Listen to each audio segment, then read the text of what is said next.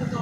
Dan dulu kalau si ini tuh ada selatan itu, Ujung Selatan itu dikelola sama NIS, Netherlands Indies Spoorway, yaitu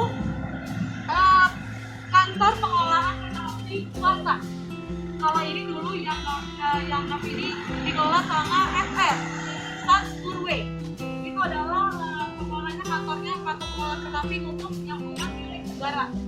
Akhirnya di tahun 1820 tahun 14-an ini mereka melihat Batavia kayaknya terlalu mubazir. Akhirnya NIS menjual ke SS untuk kereta stasiunnya. Akhirnya sama SS dikaji, ternyata itu terlalu mubazir. Ada 2 stasiun di lokasi yang berdekatan. Akhirnya yang selatan itu dihancurkan dan dibukalah, dijadikan satu dan diperlebar untuk yang di utara. Jadilah sekarang stasiun kota ini. Mulai dibangun sampai 20 gedungnya mulai jadi. Tadinya gedungnya hanyalah gedung kereta api seperti cuma ada kereta api dengan ada hanya bangunan yang biasa banget sederhana. Akhirnya setelah dijaga satu, dibuatlah dengan bangunan yang tempat ini dengan gaya arsitekturnya Art Deco. Kalau kakak-kakak pernah ikutan rooftop Pasar Baru atau pernah jalan-jalan ke daerah Pasar Baru, itu melihat Pasar Pos Philateli. Itu jenis bangunannya sama persis dengan si stasiun dan ini seperti itu. Dan dulunya ini pertama kali dibuka sebenarnya untuk jalur dari Pangkal Ikan ke sini sampai ke daerah Gambir atau Planis Place. Gitu. Akhirnya ketika dijadikan satu, ini diperlebar, diperbesar untuk tujuan dari Pangkal Ikan sampai ke Buitenzoo. Apa tuh Buitenzoo? Fluid ya? Di Bogor. Oh, Bogor. Wow. Saya harap setelah ikutan Jakarta Good kan tidak asing dengan bahasa-bahasa biar keren. Apa mana? Buitenzoo. Masih Bogor. Itu. Dan akhirnya di perkembangan jalur Buitenzoo itu dibuka untuk dari stasiun kota.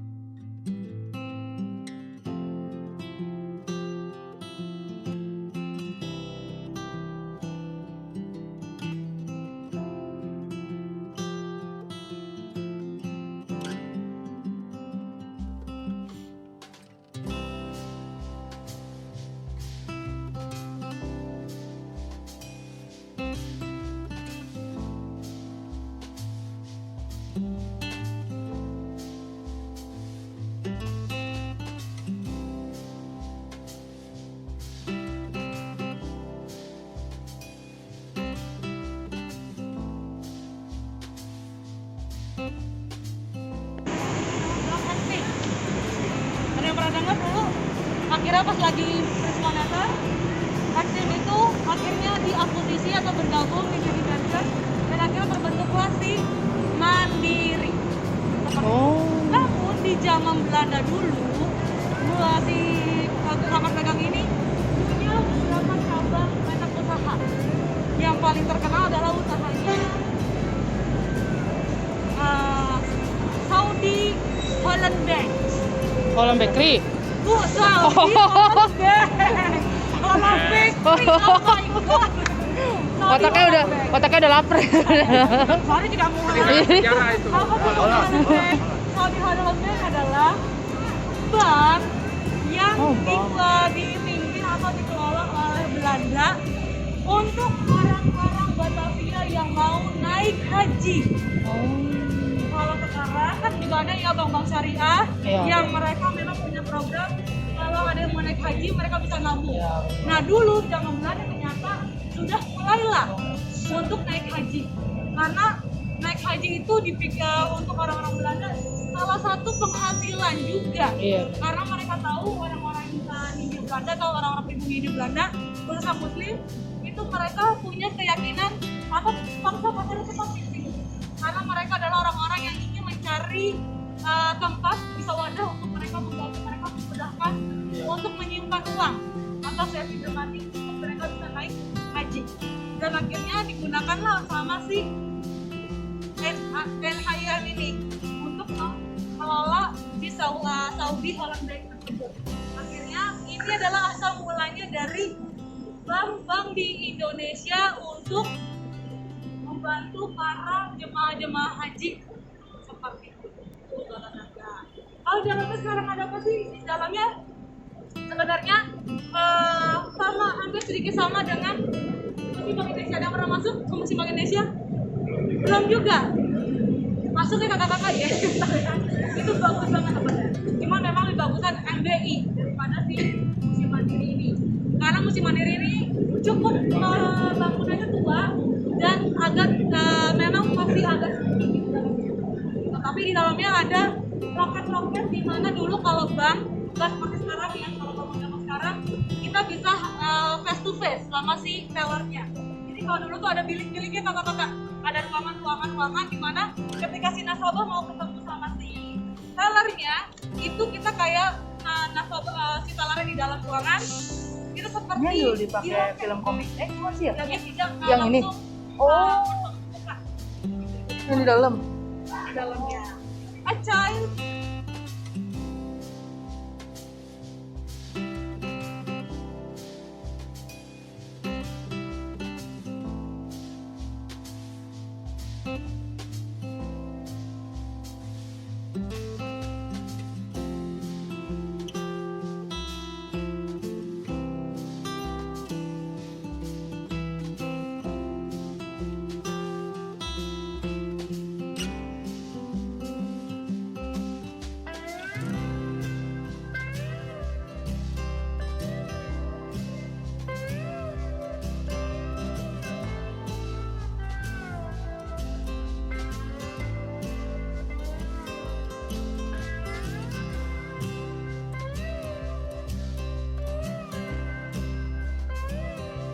Sebagai Binnen Zuckenhaus. Apalagi paksa. Apalagi tuh? Binnen Zuckenhaus adalah rumah sakit di dalam benteng. Oh, Karena ini letaknya di dalam benteng tadi kan. Jadi ini rumah sakit yang dikhususkan untuk masyarakat yang tinggalnya di dalam benteng. Namun di tahun 1780 seiring dengan banyaknya populasi di dalam benteng dan itu ada wabah yang paling mengerikan dan mematikan banyak orang, merebut banyak jiwa. apa tuh flu Tahu Spanyol? wabahnya apa? Kalau sekarang yo wabah gitu mematikan. Apa tuh? Tahu? Oh, flu Spanyol ya? Betul Bukan. sekali. Apa tuh? Diare.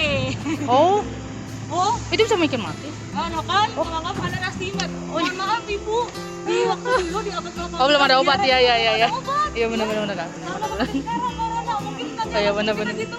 Dan corona aja mati. Iya betul. Sama seperti kita. Iya. Seperti itu. Akhirnya karena apa sih? Karena membludaknya penduduk populasi di sini. Tapi ada juga yang bilang itu diracun sama tentara Mataram. Seperti itu. Air di sungai itu diracun, namanya seperti itu. Karena wabah itu sangat meningkat dan akhirnya si pemerintahan Hindia Belanda itu adalah Ridendels ketika memimpin Hindia Belanda memutuskan untuk membuat kota Batavia baru. Akhirnya dia mencari-cari, tadinya mau dibuat di Semarang atau Surabaya. Namun untuk memindahkan kota Batavia dari sini ke Semarang atau Surabaya itu membutuhkan waktu yang besar. Akhirnya dia berjalanlah ke arah selatan. Dan dari yang ke arah selatan akhirnya menemukan sebuah lokasi yang tepat, yaitu adalah Walter Freden.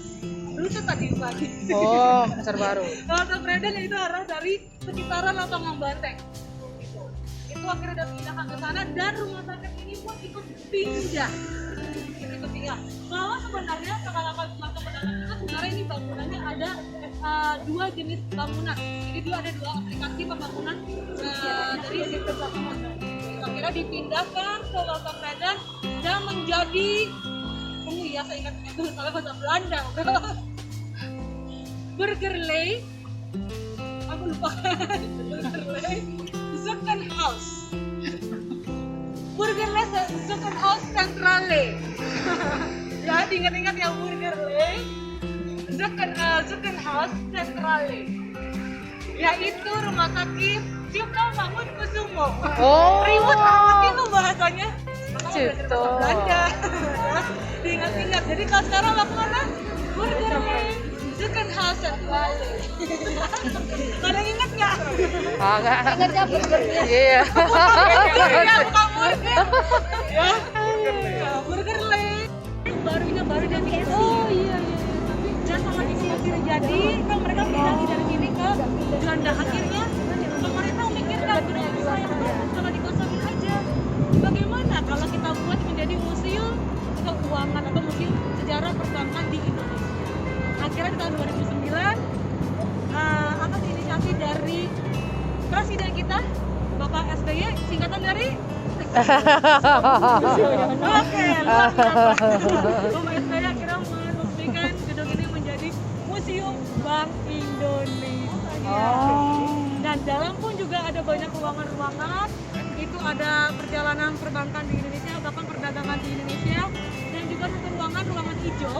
Itu di mana letak ruangan itu digunakan untuk sebagai ruang diskusi para pemimpin dulu Zaman Bank. Dan di ruangan itu juga ada foto-foto pemimpin gubernur Bank Indonesia dari Zaman Bank sampai ke gubernur Bank Indonesia terakhir. Mungkin ada yang mau disatukan foto di sana? Jadilah gubernur Bank Indonesia. Jangan datang ke sini nyiapin foto 10R ya. Tiba-tiba nempel sendiri. Harus itu viral kata-kata. Seperti itu. Itulah tentang si MBI, Museum Bank Indonesia. Kalau Museum Bank Indonesia ini sebenarnya dia di luar dari museum kesejarahan yang ada di Indonesia, di Jakarta. Dia ini lebih elite. Lebih elite karena dia langsung dipegang sama BI dan bekerja sama dengan pusat museum di luar negeri. Wow. Jadi kalau mau jadi gacor pun juga sulit deh. Karena akan diinterview sama orang bule. Dan masuknya pun juga seperti sebenarnya ini kalau mama bilang mereka lebih berbeda dengan museum-museum lainnya. Kalau mau jalan-jalan sini nyari yang ada madam, masuklah MBI. Karena hanya Rp5.000 kalian akan mendapatkan hawa sejuk dari AC. Seperti itu. Oke, kalau kita ada mau bertanya?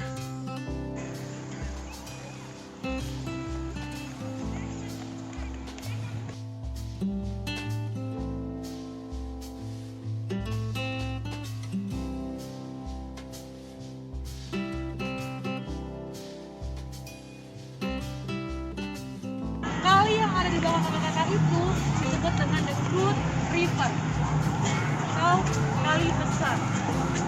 Ini adalah anak cabang dari yang dialiri dari Kali Ciliwung. Dari Krukut, Ciliwung ini jatuh ke sini dan ini akan langsung ke Laut. atau ke daerah Sunda Kelapa. Dulu bayangkan ya kakak, kita berimajinasi. Dulu di sini itu banyak kapal-kapal kecil yang bersandar. Kenapa? Karena di sini tuh banyak banget. Ini kiri kanan itu adalah kayak perusahaan-perusahaan perbankan dan juga perusahaan perdagangan di daerah sini. Jadi mereka akan gudang-gudang juga di sini. Mereka akan menampung barang-barang dagangan mereka, garam rempah, mudik itu sebelum mereka lanjutkan lagi untuk dikirimkan atau untuk menjadi perdagangan di sini, mereka turunkan di sini dan itu akan dimasukkan ke dalam motor-motor mereka. Dan kalau si Good River ini sekarang hasil karya dari seorang yang memang arsitektur Belanda juga. Arsitektur Belanda yang dipilih sama Gubernur Jenderal Belanda untuk mendesain sungai ini. Karena dulu di zaman Belanda sebenarnya kota Batavia itu memang sudah sering banjir. Jadi sebelum di Jakarta pun sudah sering banjir. Dan akhirnya untuk mengantisipasi supaya tidak banjir, itu mereka banyak membuat kanal-kanal. Kayak kanal banjir kanal timur, banjir kanal barat, sebenarnya idenya sudah ada dari zaman Belanda, tapi baru terrealisasi Tahun ini. Jadi sekarang. Wow. Dan di Good River ini tadi sebagai pusat perekonomian di Kota Batavia dan juga untuk mengantisipasi banjir, di sini pun ada beberapa bangunan yang memang dari dulu digunakan sebagai perbankan. Salah satunya di Ah, ini. dan Standard Chartered. Oh, Dan serius? Wow. rencananya katanya mau dibangun menjadi sebuah hotel. Wih, canggih. Kayak Taj Mahal ya. Kayak Mumbai ini ya, hotel yang di Kalau bisa pernah masuk ya bagus saya ya sih. Mending bagus. harusnya sih. Karena tangganya masih menggunakan kayu jati. Dan sebelahnya itu ada gedung, itu cikal bakal dari Perpusnas. Yang mana tuh? Ini? Museum Nasional. Iya. Oh. Pas banget ada singa-singa ini. Jadi dulu Oh. Ini yang dulunya cikal bakal dulu kan Perpusnas. banyak orang-orang Belanda yang mereka minat khususnya di bagian seni dan art gitu. Awalnya mereka menyewa satu tempat yaitu di gedung Museum Karya Museum Maya, tapi mereka akhirnya mau memperluas akhirnya mereka membuat satu tempat Keren. di sini, dan jadi cikal bakal dari Perpustakaan Nasional beserta dengan Museum Nasional atau Museum Gajah yang kita tahu sekarang. Oh. Itu mereka di sini, dan sinilah baru mereka melebar luaskan Sayang lagi banget ya nggak ada mereka ini. kita ciptakan. Dan itu di sebelah kanan kita akan jalan aja yuk, sebelah kanan.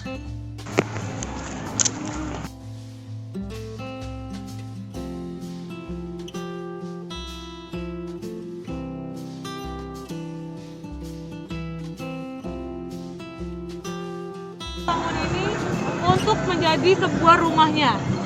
Pertanyaan saya, apakah toko merah ini terdiri dari dua bangunan atau satu bangunan?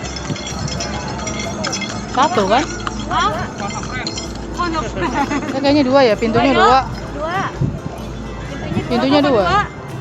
Tapi bisa jadi satu masuk satu keluar. 5, 4, 3, 2, 1. Kadang habis waktunya berapa? 2. Siapa jawab 2? 2. Siapa jawab 1? Satu. Pintu masuk, pintu keluar. Yang nyerah. Iya kan? Iya kan satu kan? Pintu masuk, pintu keluar. Oke, ternyata jawabannya adalah Stefan Inhofe membangun gedung ini dengan dua bangunan. Oh, wow. Jadi di dalam itu ternyata ada dua bangunan tuh kakak. Oh. Yaitu rumah dia beserta dengan rumah mertuanya. Wih, so sweet. So sweet. Dia berbeda adalah Baron van Inhofe. Gitu.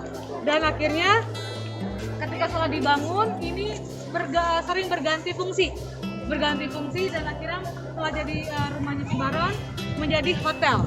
Tapi dulu hotelnya adalah hotel khusus elite. Oh. Hanya gubernur-gubernur Yang bisa dan di situ. kapten aja yang boleh masuk di situ. Yang lainnya tidak bisa. Setelah jadi itu akhirnya ini menjadi kampus itu akademi untuk TNI, Angkatan Laut dan Angkatan Daratnya. Oh. Lalu berganti lagi di zamannya Jepang menjadi markas besarnya tentara Jepang. Wow. Gitu. Dan akhirnya dibelilah sama keturunan Tionghoa. Oh. Pas dibeli sama keturunan Tionghoa, tadinya sebenarnya warna tidak belum warna merah kakak-kakak. Oh. Namun dicatlah dengan warna merah karena mempunyai filosofi merah itu adalah prosperity, yaitu kemakmuran, kesuksesan seperti itu. Namun ada juga sejarah yang mengatakan katanya kenapa disebut dengan toko merah karena di tahun 1740 itu ada pembantaian orang Tionghoa. Oh. Dan itu katanya pemenggalan sampai ke banyak tempat, dan itu jenazahnya atau mayatnya dibuang ke sungai, dan itu sampai mengalir ke sungai Kali Besar. Dan karena untuk mengingat kejadian tersebut dicatlah menjadi warna merah. Itu cerita lainnya. Tapi kalau cerita yang lainnya adalah karena memiliki orang Tionghoa, dia mengecat dengan menggunakan warna merah karena itu menjadi sebuah toko memang gitu, toko kelontong ketika itu. Nah, digunakan menjadi menggunakan warna merah karena untuk sebagai simbol supaya tokonya terus makmur seperti itu. Dan itu sempat dibuka setelah Indonesia merdeka, itu di bawah naungan dari Kemendikbud. Terus sempat dibuka untuk umum, namun akhirnya sama pemerintah itu ditutup lagi karena melihat bangunannya sudah sangat tua, supaya tidak mencelakakan banyak orang. Dan itu lagi dikaji apakah akan dibuka lagi atau akan dialihfungsikan. Dan untuk di kawasan Kali Besar ini, untuk bangunan ini ada 3 tipe bangunan. Tipe A, tipe B, dan tipe C. Tipe A itu adalah bangunan yang bisa Kapitalisasi. renovasi, bisa direnovasi. Bagiannya dan juga bisa beralih fungsi. Itu tipe A. Tipe B bisa direnovasi tapi tidak boleh dialih fungsikan. Tipe C itu tadi tipe A saya ngomong apa saja lupa Hah? Ya salah saya harus mengganti. Tipe A nggak boleh direnovasi, nggak boleh dialih fungsi. Tipe B boleh direnovasi, boleh dialih fungsi. Tipe C boleh direnovasi dan boleh dialih fungsikan. Kantor percetakan untuk surat kabar khusus untuk pemerintahan Belanda. Tapi ini dia hanya mencetak untuk kartu kematian, undangan sama kalender dinding aja. Akhirnya beralih fungsi menjadi Tambora, teater pajak Tambora. Ini dibangun oleh tiga orang arsitektur yang terkenal di Hindia Belanda saat itu. Adalah arsitektur profesional, yaitu Martius Griffith, Cyprus, sama Fairmont. Dan itu ada prasasti atau ada labelnya kalau bangunan ini dibangun oleh tiga orang tersebut.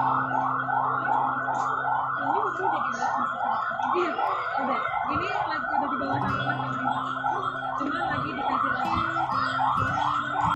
Dan akhirnya setelah beralih fungsi di tangan Indonesia Merdeka itu menjadi diskotik Athena. Ada pernah dengar? Diskotik Athena. Sering. Lalu beralih fungsi sekarang menjadi kafe. Oh. Jadi dulu sempat jadi diskotik, baru udah jadi kafe. Gitu kakak-kakak. Dan untuk bangunannya sebenarnya ini banyak bangunan ya kakak-kakak. Untuk yang ini bangunan yang ada banyak pohon-pohonnya. Nah itu apa sih sebenarnya daripada lewat? Sebenarnya masih kami cari tahu. Oh. Karena bangunannya itu sangat unik. Iya emang. Padahal Atasnya juga. patung-patungnya. Atasnya juga iya. Patung Romawinya. Kayak Yunani sih atasnya. Itu kayaknya sih rumah tinggal kayaknya. Oh itu rumah tinggal. Karena masih terawat gitu. Iya, terawat Karena banget. kali juga ada orang yang keluar masuk dalam gedung. Oh pantesan. Itu soalnya Agak serem sih gue ini. patung Oh iya iya bisa jadi. ada patung-patung Romawinya, ada Iya, patung-patung Hindunya, pokoknya seperti itulah. Itu masih Oh jangan orang Bali kali ya. dalam catatan sejarah yang mengatakan ada Oh. nama kota. Cuman Oh iya benar-benar gitu. dulu adalah kalau nggak bekas bank adalah bekas kantor ekspedisi. Oh. Seperti itu di sini. Aksai. Oh iya.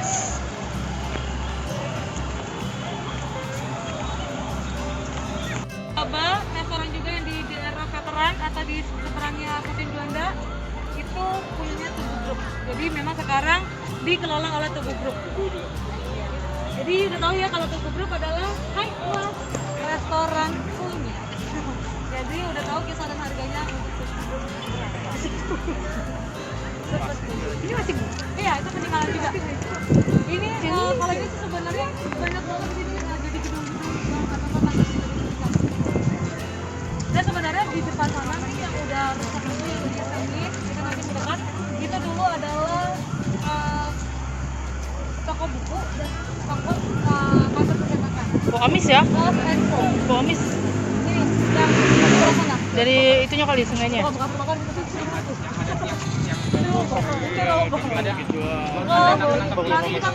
Nanti kita mendekat itu Love and Co. Nah, akhirnya dia pindah ke daerah Pecenongan. Sekarang bagian bangunannya atau tempatnya itu menjadi showroom.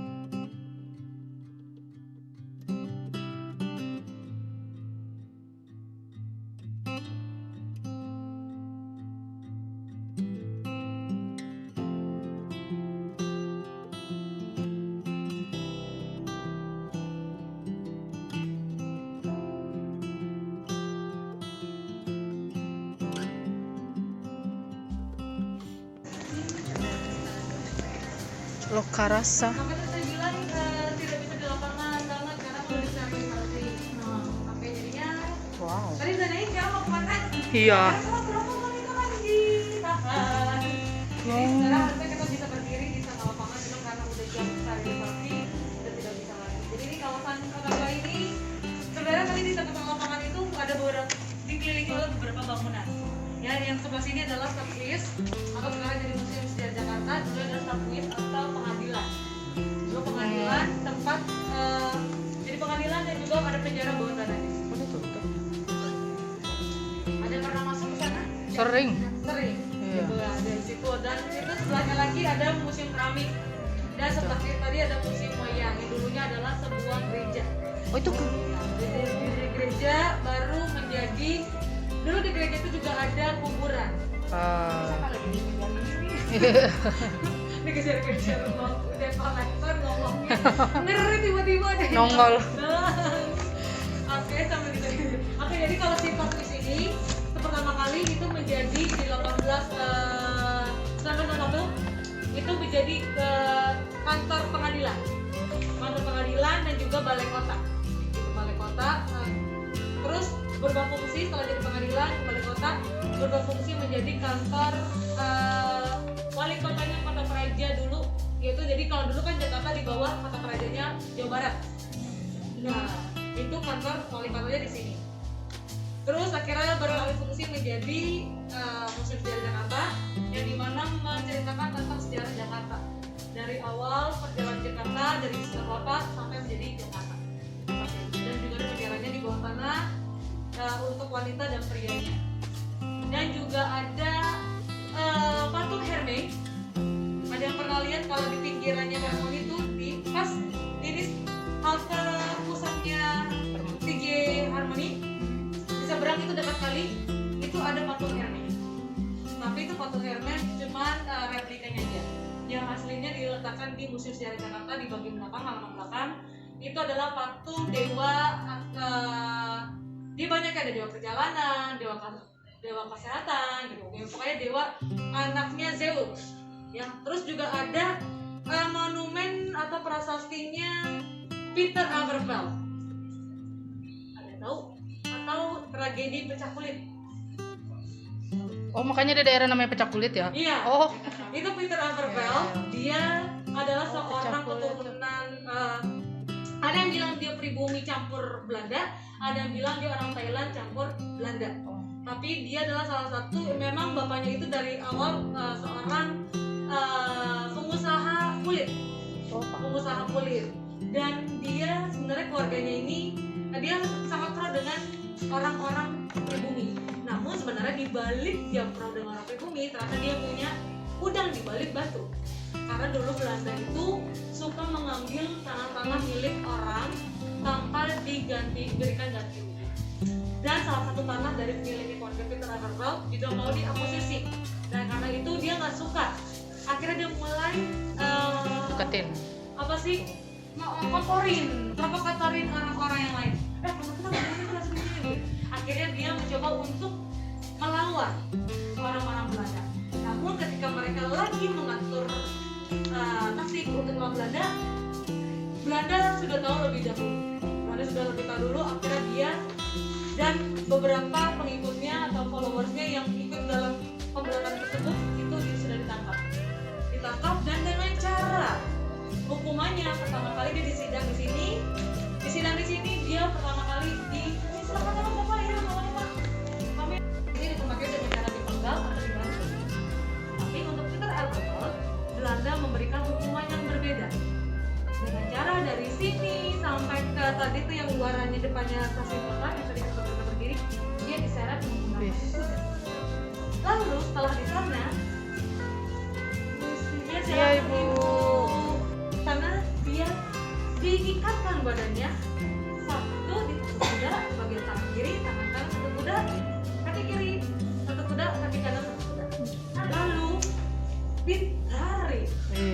Bisa dibayangkan betapa gulungnya pasti nggak bayangin tapi itu badannya akhirnya terpecah menjadi beberapa bagian. Maka disebut dengan pecah kulit karena kulitnya pecah dan isi-isi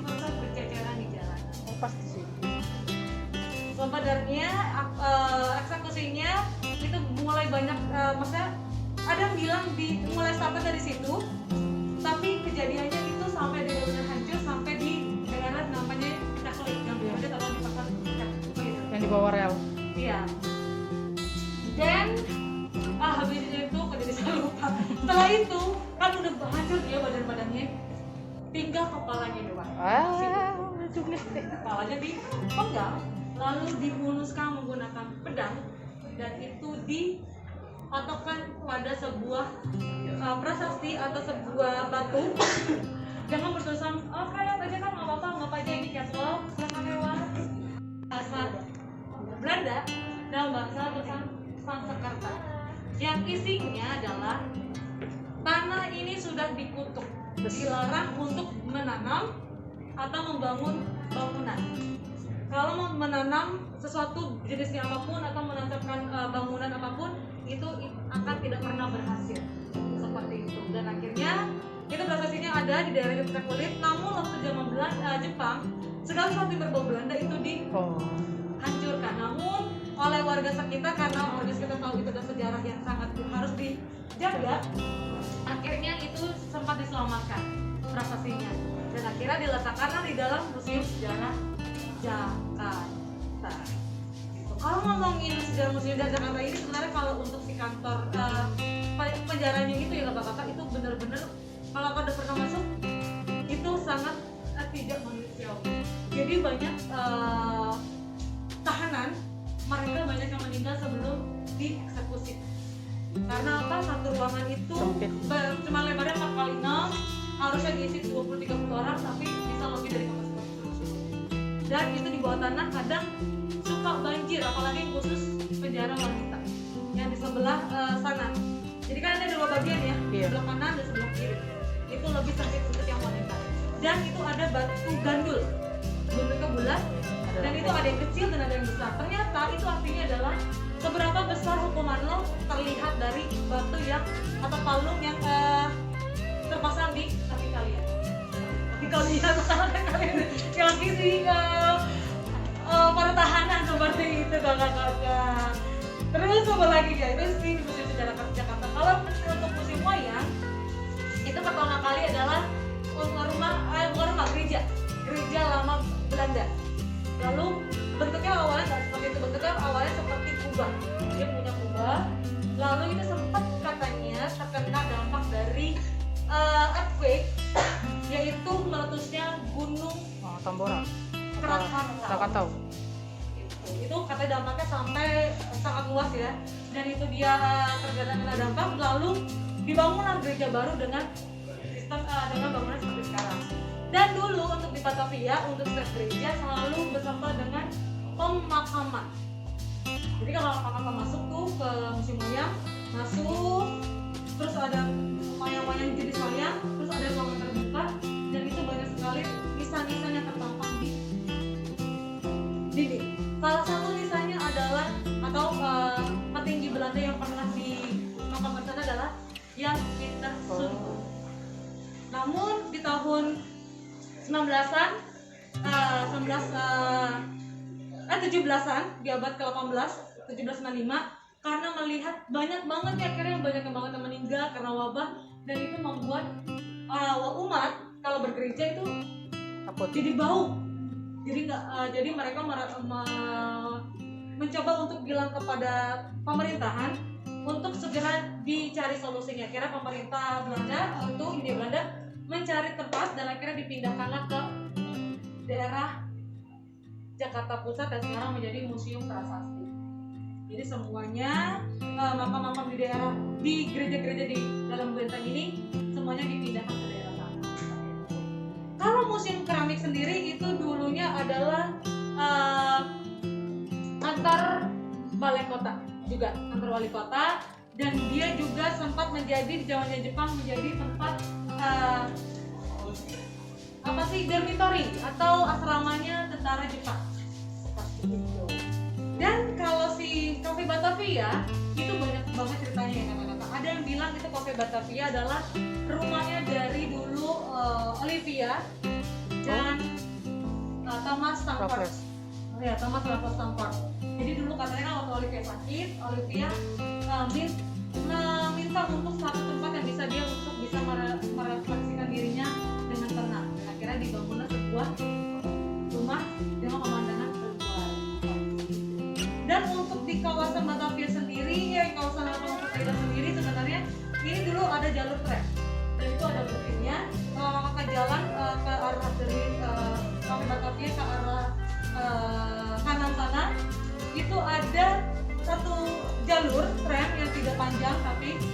di tempat yang di atas Kanaba yang ditutup. Itu adalah jalur tram. Jadi dulu ini jalur tram dari Pasar Ikan menuju ke si daerah stasiun kota. Mengelolanya itu sama seperti kopi. Jadi si Bapak Johan ini adalah anak dari salah satu pemilik Sinde. Itu dia mencoba untuk mempertahankan jamu, karena jamu itu adalah minuman tradisional, tapi untuk anak-anak muda milenial kayaknya kalau minum jamu itu lo off banget sih. Ya nggak sih? Oh masih minum jamu sampai sekarang gitu kan. Ternyata akhirnya dia mencoba bereksperimen, karena dari dia sebenarnya baru buka di tahun 2018. Sebelum itu dia bereksperimen karena dia ngeliat nih coffee shop dan kopi itu banyak diminati sama anak-anak muda, dan dia ingin tetap jamu tradisional ini tetap diminati oleh anak-anak milenial. Gimana caranya? Nggak bisa dong maksain lo harus cuman jamu ini udah tradisional, nggak bisa. Akhirnya dia mencoba pendekatannya dengan cara buat teknisnya atau buat mekanismenya sama seperti bikin kopi. Dia bikin caranya, ternyata dia menemukan lah kalau kopi bisa di brew, dia pun juga bisa di brew. Dia kopi bisa di stirring, dia juga bisa. Jadi itu akhirnya dia mencoba untuk bereksperimen dengan menggunakan soda, menggunakan es krim. Jadi sehingga anak-anak milenial bisa menikmati kopi dengan cara modernisasi. Acaraki adalah si pembuat jamu. Jadi kalau dulu kita jamu yang bisa masuk di Indonesia adalah ketika itu ada seorang raja di istana, ada yang sakit, udah dibawa tabib, gitu ya, didobati tabib, tapi tidak pernah sembuh. Akhirnya ada seorang pegawai dari kerajaan, ketika dia mengingat nih, karena dia itu sering banget menggunakan alat-alat herbal dan tanaman-tanaman, dia mencoba mengkonsumsi, dan itu akhirnya dicoba dilakukan kepada seorang sakit tersebut, dan akhirnya sembuh. Dan mulai situlah Acaraki bahasa Sanskerta yang artinya adalah pembuat jamu. Kalau untuk di kopi adalah barista. Kita mau lihat dengan apa? Kita akan disambungkan dengan nah, ini kakak-kakak bisa melihat ini adalah bahan alat-alat yang digunakan oleh Pak Johan untuk mencoba eksperimennya. Kalau bisa lihat itu mostly sama seperti pembuatan bisa ada espresso.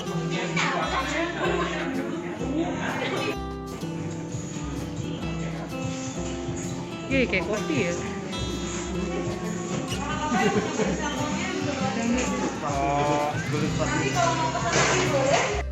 Oh iya. Maaf ibu, mohon maaf ibu. Ini ada Oh iya, thank you kak. ada dong kak. Silakan. Kayak jamu beneran ya, tapi kayak teh.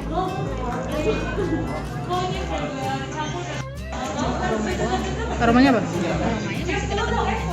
Tapi pas minum? Nggak ada. Serius? Bener nih.